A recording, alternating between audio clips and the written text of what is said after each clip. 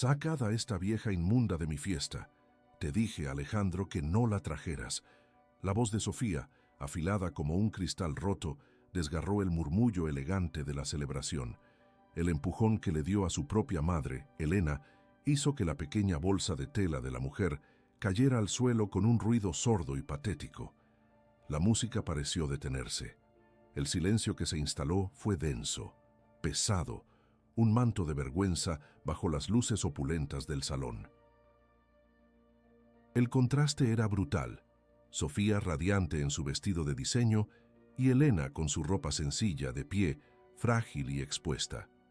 Entre la multitud, el padre del novio la observaba con una extraña fijeza, como si reconociera un fantasma del pasado. Aquella humillación pública no era el final, sino la mecha que acababa de prenderse. La verdad estaba a punto de estallar. ¿Qué opinas de una actitud así? ¿Estás de acuerdo o en desacuerdo? Déjanos tu comentario, dale a like y suscríbete para no perderte el desenlace.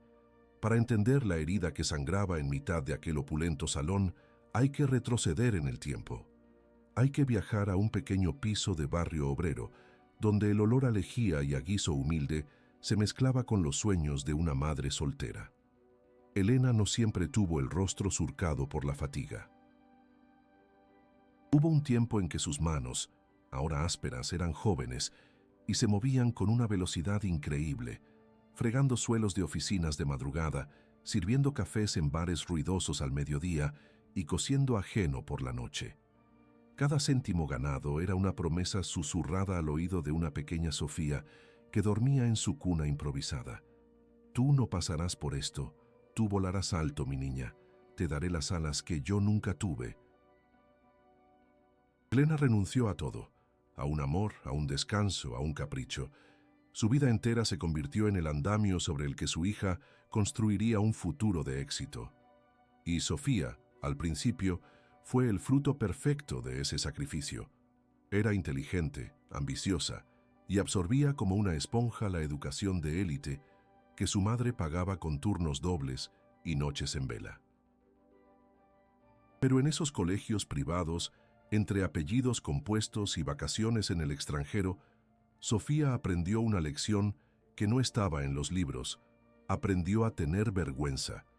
Vergüenza de la ropa remendada de su madre en las reuniones de padres, vergüenza del coche viejo que las llevaba, vergüenza del olor a trabajo que impregnaba el abrazo de Helena al final del día. El amor se fue tiñendo de resentimiento. Para Sofía, su madre dejó de ser un símbolo de sacrificio y se convirtió en un recordatorio constante de un origen que quería borrar. Mientras tanto, en otra parte de la ciudad, un joven llamado Alejandro también aprendía a ocultar sus raíces para encajar en un mundo que no era el suyo. Él entendía el pánico de Sofía a ser descubierta, porque él mismo había pulido su acento. Había inventado historias sobre veranos familiares que nunca existieron y había aprendido a hablar de vinos y de arte sin haber pisado jamás un viñedo o un museo. Cuando conoció a Sofía, vio en ella a una igual, a otra superviviente que había escalado el muro social. Su amor se construyó sobre ese secreto compartido, sobre el miedo a que una palabra o un gesto en falso derribara su fachada.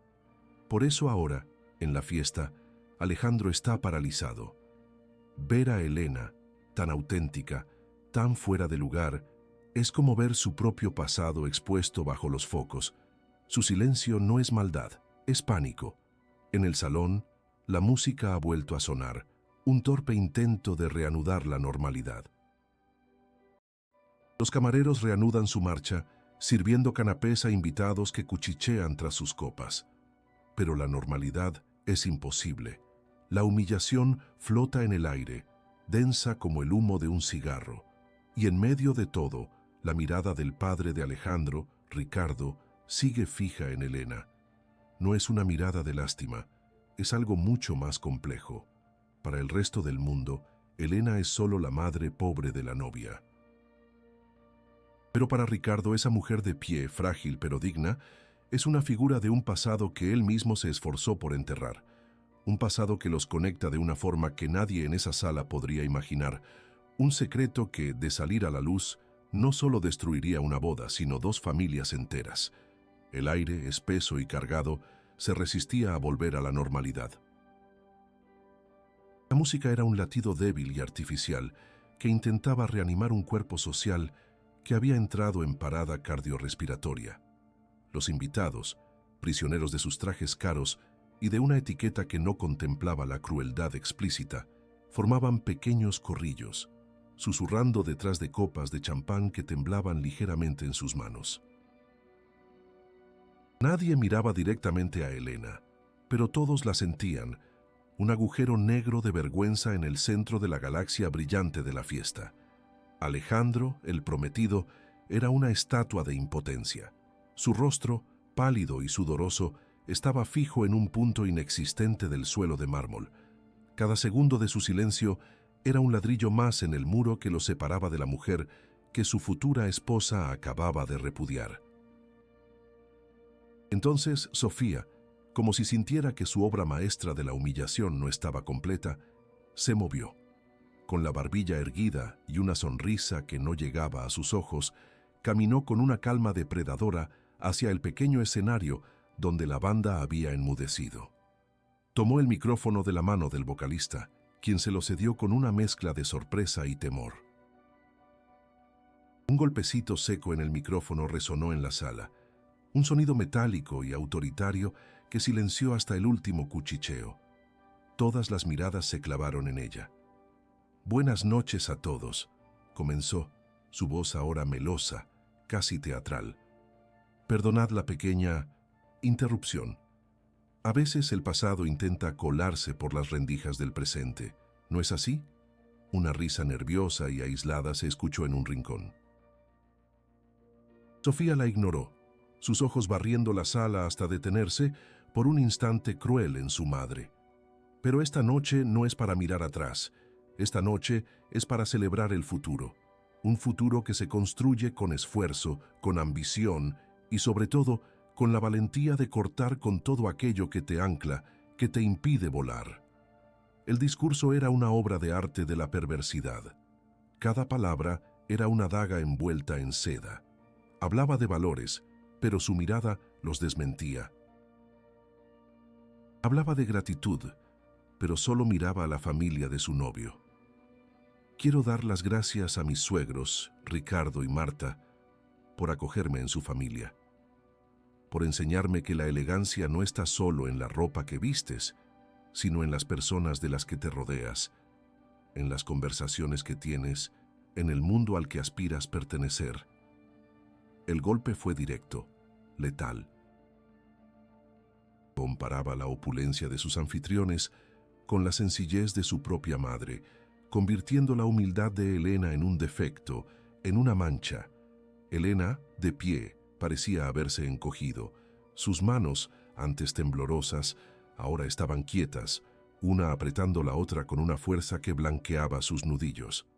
El pequeño objeto que había recogido del suelo estaba oculto en su puño, un secreto duro y caliente contra su palma.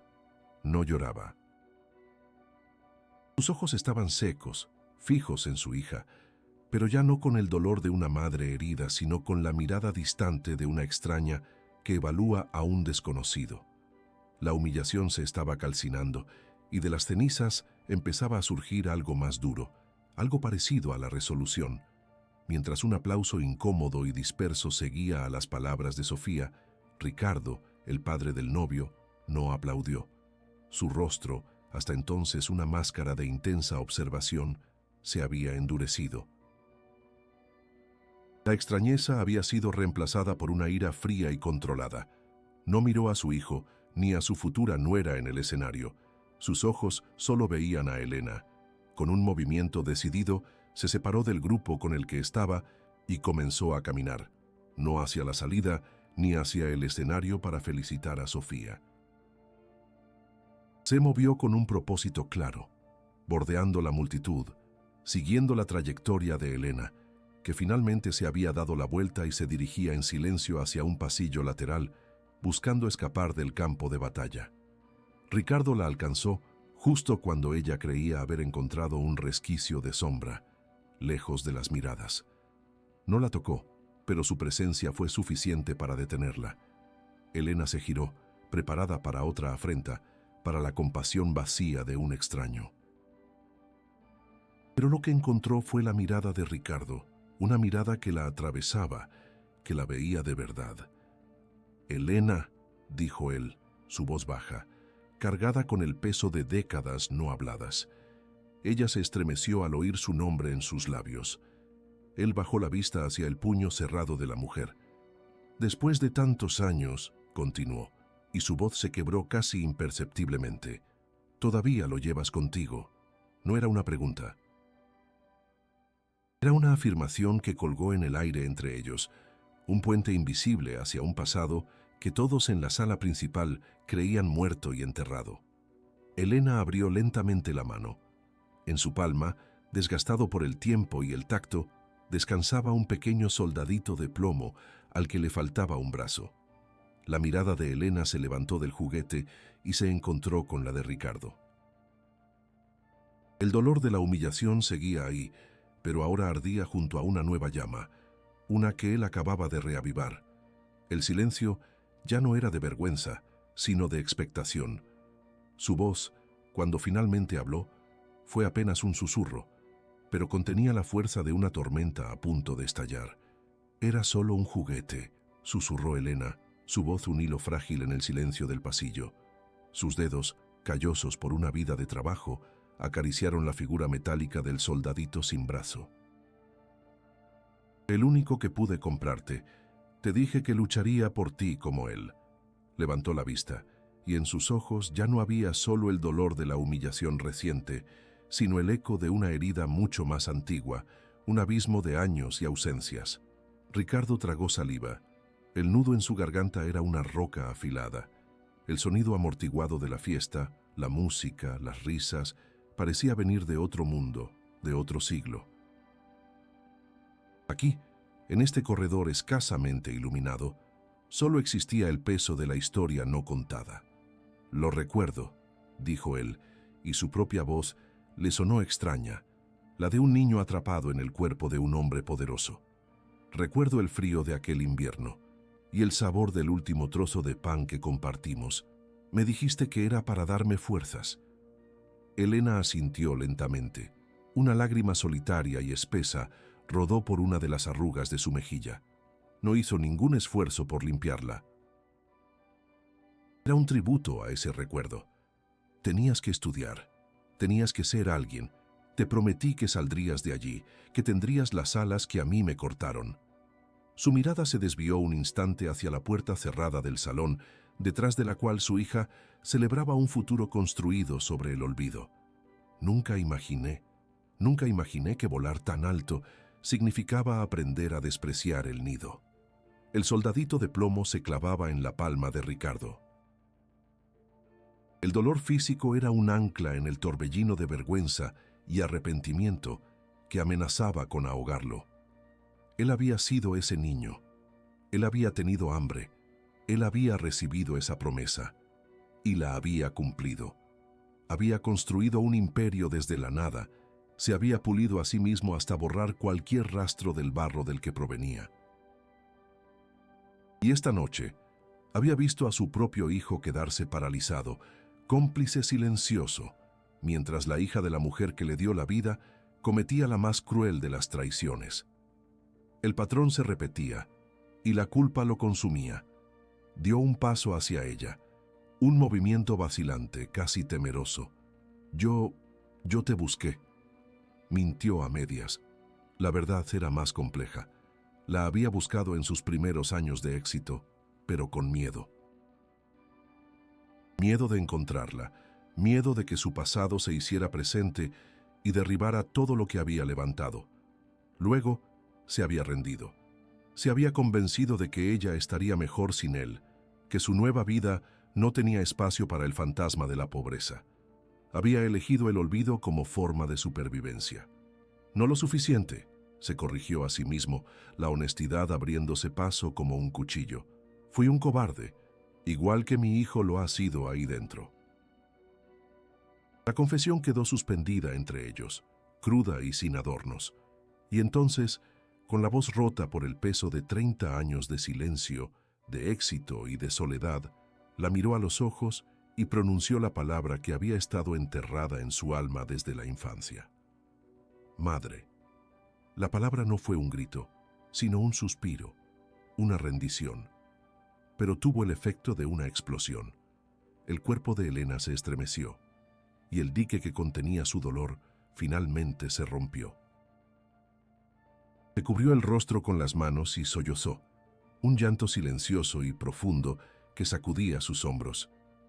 No eran las lágrimas de la humillación pública, sino las de una pérdida que creía definitiva, las de un reencuentro que nunca se había atrevido a soñar. Ricardo, superando su propia parálisis, cerró la distancia entre ellos y con una torpeza infinita la rodeó con sus brazos. El abrazo era extraño, dos cuerpos que no se conocían, pero dos almas que se reconocían en la oscuridad. Apoyó su barbilla en la cabeza de ella y cerró los ojos, inhalando el aroma sencillo de su ropa, un olor a hogar que no sabía que había olvidado. «Perdóname», susurró contra su pelo. «Perdóname por mi silencio, por cada día que no te busqué, por no haberte defendido ahí dentro». Se separaron lentamente. Elena se secó las lágrimas con el dorso de la mano, pero su mirada había cambiado. El dolor seguía ahí, pero ahora estaba templado por una nueva fuerza, una resolución de acero. Ya no era solo la madre humillada de Sofía, era la madre reencontrada de Ricardo. El equilibrio de poder de aquella noche acababa de cambiar de forma irrevocable. Ricardo vio ese cambio en sus ojos, vio la dignidad que ni la pobreza ni la traición habían podido arrebatarle. Su propia vergüenza se transformó en una ira fría y lúcida, una ira contra Sofía, contra su propio hijo, pero sobre todo contra sí mismo. Ya no había más espacio para el miedo. Extendió su mano, no para consolarla, sino para ofrecerle su brazo, un gesto formal, un pacto. «Vamos a entrar», dijo, su voz ahora firme, sin rastro de vacilación. «Juntos». Elena lo miró. Luego miró su brazo extendido y tras un instante posó su mano sobre él. Su tacto era ligero, pero el mensaje era poderoso. No volvían a esa fiesta como víctimas, volvían para reclamar la verdad. La puerta del salón se abrió con un sigilo que, paradójicamente, provocó un estruendo de silencio. La música, un jazz suave y anodino, pareció tropezar consigo misma y se desvaneció en un acorde fallido. Cada cabeza se giró, como girasoles siguiendo un sol oscuro. Por el umbral entraron Ricardo y Elena. No volvían derrotados. Caminaban despacio, el brazo de él sosteniendo el de ella, no como un apoyo para la fragilidad, sino como un ancla, una declaración de intenciones. Sus pasos sobre el mármol pulido eran los únicos sonidos en el universo contenido de aquella fiesta. Resonaban como martillazos en la conciencia colectiva. Sofía, que había bajado del escenario para recibir las felicitaciones de unos invitados ahora mudos, se quedó helada. Su sonrisa de triunfo se cuarteó y cayó de su rostro como una máscara de yeso. A su lado, Alejandro pareció encogerse, su mirada yendo de su padre a Sofía y luego a Elena en un triángulo de pánico y confusión. Ricardo no miró a nadie más que a su objetivo. Con una calma glacial, guió a Elena a través del mar de invitados que se abrían a su paso como las aguas ante Moisés. Se dirigieron directamente al pequeño escenario. Con una delicadeza que contrastaba brutalmente con el empujón de Sofía, Ricardo ayudó a su madre a subir el único escalón. Se acercó al micrófono. El leve chirrido de la retroalimentación fue como un grito ahogado que hizo a todos estremecerse. Ricardo esperó a que el silencio fuera absoluto, denso, palpable. Su respiración, amplificada por el altavoz, llenó la sala. «Buenas noches de nuevo», comenzó su voz profunda y serena, desprovista de cualquier emoción aparente, lo que la hacía aún más imponente. Hace unos minutos hemos escuchado un discurso sobre el futuro, sobre volar alto y cortar las anclas que nos impiden despegar. Sus ojos se clavaron en Sofía, que lo miraba con una mezcla de desafío y terror. Es una filosofía interesante, la de usar a las personas como peldaños y luego patear la escalera para que nadie vea de dónde vienes. Un murmullo recorrió la sala, un siseo de aprobación contenida. Pero se ha omitido una parte fundamental de la historia, continuó Ricardo, su voz empezando a vibrar con una emoción controlada. Verán, esta mujer que está a mi lado, y posó su mano sobre el hombro de Elena, un gesto de posesión y protección. Esta mujer a la que se ha insultado en público y a la que se ha intentado desterrar como si fuera una mancha, no es solo la madre de la prometida de mi hijo. Hizo una pausa dramática, dejando que el peso de sus próximas palabras se acumulara. Esta mujer me dio la vida.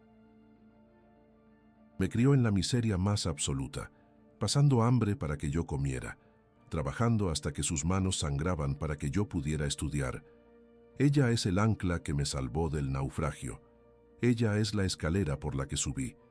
Ella es mi madre. El jadeo colectivo fue audible. Unas copas tintinearon al chocar por manos temblorosas. Sofía abrió la boca, su rostro una máscara de incredulidad y pánico. «Eso es ridículo», gritó, su voz estridente y desesperada, rompiendo el hechizo. «Está mintiendo, mírela, míreme a mí. ¿Cómo podría yo, cómo podría él venir de eso?» El insulto final, el desprecio clasista, quedó flotando en el aire, feo y desnudo. Pero el intento de desacreditación solo sirvió para sellar su condena. La multitud ya no la miraba con complicidad, sino con un horror helado. Ricardo no le respondió directamente. En su lugar, se dirigió a la sala. Algunos de ustedes me conocen desde hace años. Conocen mi empresa, mis casas, mis coches, pero ninguno conoce el precio. El precio fue el silencio, la cobardía.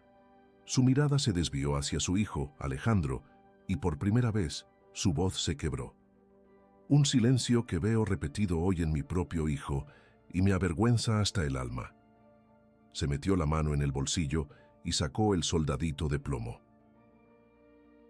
Lo levantó para que todos lo vieran, un pequeño punto metálico bajo las luces opulentas. Esta noche, mi madre no trajo un regalo caro. Trajo esto, el primer juguete que me compró con el dinero que le sobró después de pagar el alquiler y la comida de una semana.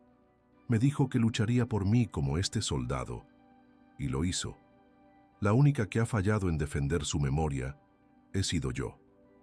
Bajó el soldadito y su mirada volvió a Sofía, dura como el diamante. El estatus se puede perder. El dinero se va, pero la dignidad es lo único que nos queda cuando no tenemos nada. Y tú, esta noche, has demostrado no tener ninguna. El silencio que siguió fue roto por un sonido solitario, un aplauso, lento, deliberado. Venía de un hombre mayor en una de las mesas del fondo. Luego otro se unió y otro. No era un aplauso de celebración, sino de justicia, un reconocimiento. Sofía miró a su alrededor buscando un aliado, pero solo encontró espaldas que se volvían, cabezas que se bajaban con vergüenza ajena. Su mundo, construido con tanto esmero sobre cimientos de mentiras, se derrumbaba en directo. Ricardo ignoró los aplausos.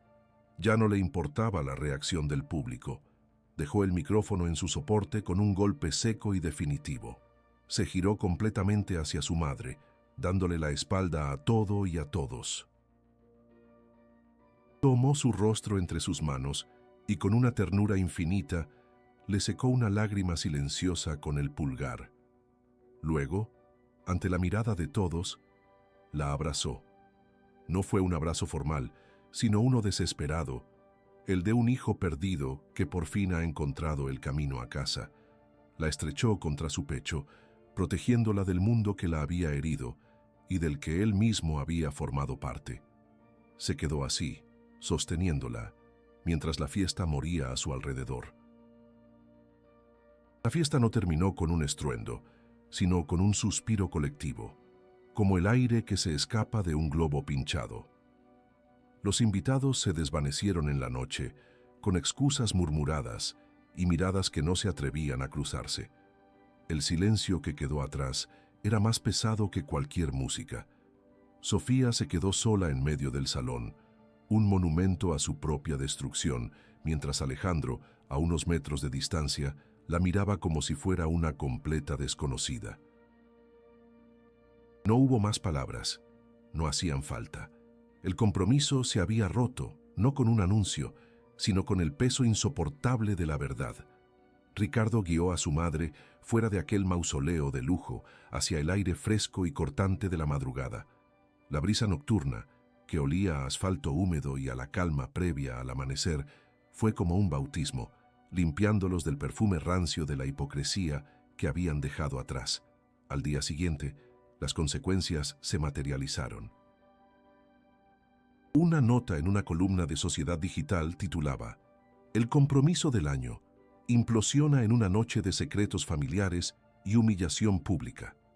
El artículo era vago en los detalles, pero letal en las insinuaciones. En Instagram, Sofía intentó un torpe control de daños. Una foto en blanco y negro de una flor, con un texto sobre malentendidos dolorosos y la complejidad de las relaciones familiares. Los comentarios fueron una mezcla de piedad condescendiente y críticas feroces. Su mundo de apariencias se había agrietado sin remedio.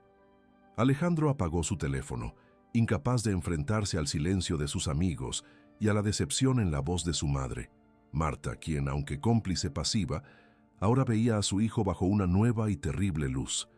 Para Ricardo, sin embargo, el teléfono trajo un par de mensajes discretos.